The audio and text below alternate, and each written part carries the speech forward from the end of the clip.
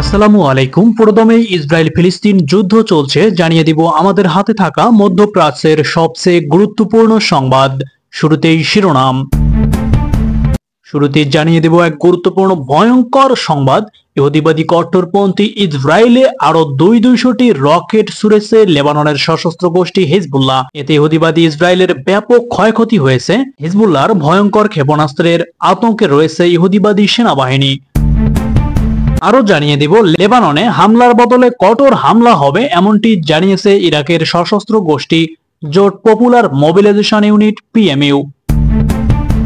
আরো জানিয়ে দেব, হিজবুল্লাহর সঙ্গে যুদ্ধ করতে প্রস্তুত ইহুদিবাদী কঠোরপন্থী ইসরায়েলি বাহিনী। এদিকে লেবাননের সশস্ত্র গোষ্ঠী হিজবুল্লাহর কমান্ডারও ঘোষণা দিয়েছেন, ইহুদিবাদী ইসরায়েলকে যতক্ষণ পর্যন্ত মাটির সঙ্গে মিশিয়ে না দিতে পারবে ততক্ষণ পর্যন্ত তাদের হামলা অব্যাহত থাকবে। আরো জানিয়ে দেব, যুদ্ধের দুর্ভোগের মধ্যেই নতুন সংকটে রয়েছে গাজাবাসী। সবশেষে দেখবেন, ইহুদিবাদী ইসরায়েলের হামলায় গাজায় নিহত 38,000 ছড়ালো। এতক্ষণ শুনছিলেন শিরোনাম, এবার বিস্তারিত।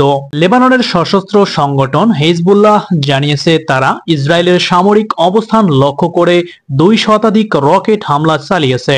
এতে ইসরায়েলের সামরিক স্থাপনাগুলোকে ধ্বংস করে দেওয়া হয়েছে। বুধবার হিজবুল্লাহ কমান্ডার মোহাম্মদ নিমাহ নাসেরকে হত্যা করে ইসরায়েল।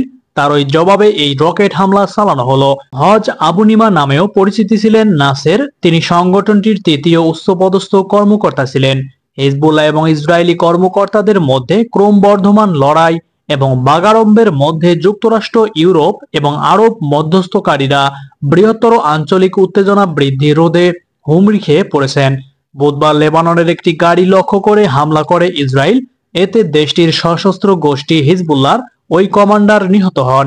দেশটির রাষ্ট্রীয় বার্তা সংস্থা ন্যাশনাল নিউজ এজেন্সির বরাত দিয়ে আল জাজিরা জানায়, দক্ষিণ লেবাননের বৃহত্তম শহর টায়ারের একটি গাড়িতে হামলা চালিয়েছে ইসরায়েলি সেনাবাহিনী। এদিকে ইসরায়েল লেবাননে আগ্রাসন চালালে হামলার বদলে কঠোর হামলা হবে, রক্তের বদলে রক্ত, এমনটি ঘোষণা দিয়েছে ইরাকের সশস্ত্র গোষ্ঠীদের জোট পপুলার মোবিলাইজেশন ইউনিট পিএমইউ। তেল আবিবের বিরুদ্ধে যুদ্ধ করার জন্য প্রস্তুত রয়েছে বলেও হুঁশিয়ারি দিয়েছে এই জোটটি। বুধবার ফরাসি বার্তা সংস্থা এফকে দেওয়া এক সাক্ষাৎকারে এমইউ এর একজন ফিল্ড কমান্ডার এই হুঁশিয়ারি বার্তা দিয়েছেন। নাম প্রকাশে অনিচ্ছুক এক কমান্ডার বলেন, এ বিষয়ে এরই মধ্যে তারা লেবাননে সামরিক বিশেষজ্ঞ এবং উপদেষ্টা পাঠিয়েছেন।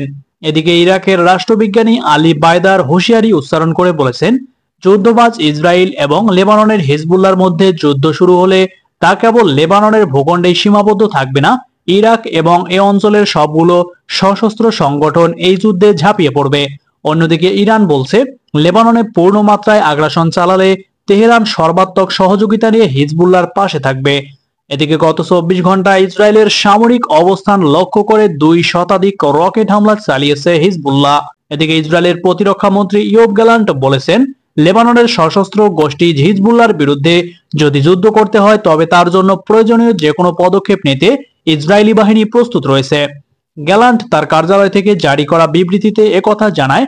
এতে বলা হয়, আমরা প্রতিদিন হিজবুল্লাহর উপর কঠোর আঘাত হানছি এবং লেবাননে প্রয়োজনীয় যে কোনো পদক্ষেপ নিতে বা শক্তিশালী অবস্থান থেকে একটি সমঝোতায় পৌঁছাতে আমরা প্রস্তুত রয়েছি।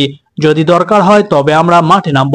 এদিকে হিজবুল্লাহর প্রধান বলেছেন, যদি ইহুদিবাদী কট্টরপন্থী ইসরায়েল আবারও লেবাননে হামলা চালায় তাহলে ইহুদিবাদী ইসরায়েলকে পুরোপুরিভাবে নিশ্চিহ্ন করে দেয়া হবে। লেবানন ইসরায়েল সীমান্তে প্রায় প্রতিদিনই চলছে গোলাগুলি। এতে দেশ দুটির মধ্যে পূর্ণমাত্রার যুদ্ধ শুরু হওয়ার আশঙ্কা তৈরি হয়েছে। এদিকে সারা গায়ে গুটি গুটি লাল ছোপ, চুলকানো এবং ব্যথা, সারা রাত ঘুমাতে পারে না ওয়াফা এলওয়ানের 5 বছর বয়সী ছোট্ট ছেলে। অবুঝ শিশুটির চিৎকারে গোমট হয়ে উঠেছে আশেপাশের পরিবেশ। আশ্রয় কেন্দ্রে কাটানো দিনগুলো আরো কষ্টকর হয়ে উঠেছে ওয়াফার জন্য, কেননা যুদ্ধবিধ্বস্ত গাজায় এবার নতুন আতঙ্ক শিশুদের চর্মরোগ। চোখের সামনে সন্তানের এই যন্ত্রণা মেনে নিতে পারছেন না তিনি। বিশ্ব স্বাস্থ্য সংস্থার তথ্য মতে গত 7 অক্টোবর গাজায় ইসরায়েলের হামলা শুরুর পর থেকে উপত্যকাটিতে 1,50,000-এর বেশি ফিলিস্তিনি চর্মরোগে আক্রান্ত হয়েছেন। নতুন করে এই ব্যাধি সৃষ্টি হয়েছে গাজার উপর। এদিকে ইসরায়েলের বর্বর হামলায় গাজায় এ পর্যন্ত নিহতের সংখ্যা 38,000 ছাড়িয়েছে। উপত্যকাটির স্বাস্থ্য মন্ত্রণালয় জানিয়েছে, গত 7 অক্টোবর থেকে আজ পর্যন্ত গাজায় নিহত ফিলিস্তিনির সংখ্যা দাঁড়িয়েছে 38,011 জনে, আর আহত হয়েছেন 87,445 জন। স্বাস্থ্য মন্ত্রণালয়ের নিয়মিত আপডেটে আরো জানানো হয়, গত 24 ঘন্টায় ইসরায়েলের হামলায় গাজায় নিহত হয়েছেন 58 জন আর আহত হয়েছেন 179 জন। প্রিয় বন্ধুগণ, এই ছিল আজকে 5 জুলাই 2024-এর সর্বশেষ সংবাদ।